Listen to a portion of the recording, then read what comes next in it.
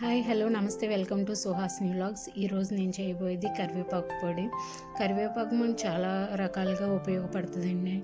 దేనికంటే రక్తంలో మన షుగర్ లెవెల్స్ తక్కువగా ఉన్నప్పుడు, హార్ట్ బీట్కి, జుట్టు పెరగడానికి, డైజెషన్ సిస్టమ్కి అన్ని విధాలుగా మనకు ఉపయోగపడుతుందండి. ఇది ఇప్పుడు ఎలా చేసుకోవాలంటే, మనం 2 స్పూన్స్ ఆయిల్ వేసుకుని 2 స్పూన్ల మినపప్పు, 2 స్పూన్ల శనగపప్పు, 2 స్పూన్ల ధనియాలు, ఒక 1/2 స్పూన్ మెంతులు, 2 స్పూన్ల జీలకర్ర వేసి బాగా దోరగా వేయించుకోవాలి.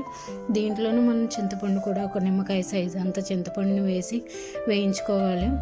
వేయించుకున్నాక ఇందులో మనకి కారానికి సరిపడన్న ఎండుమిర్చి వేసుకోవాలండి. అంటే కారం ఎక్కువ తినే వాళ్ళైతే ఎండుమిర్చి ఎక్కువగా వేసుకోవచ్చు. కారం తక్కువగా, అంటే చిన్నపిల్లలకి పెట్టాలనుకున్నవారు ఎండుమిర్చి తక్కువగా వేసుకొని వేపుకోవాలి.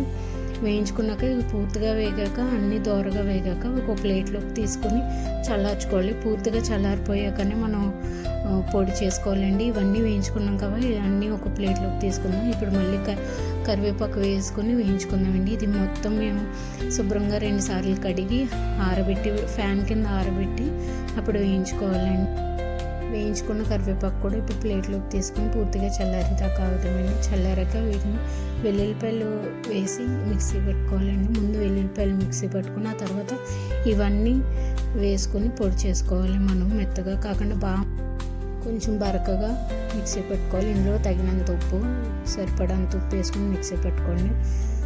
మనకు కావాల్సిన కరివేపాకు పొడి రెడీ అయిపోయిందండి.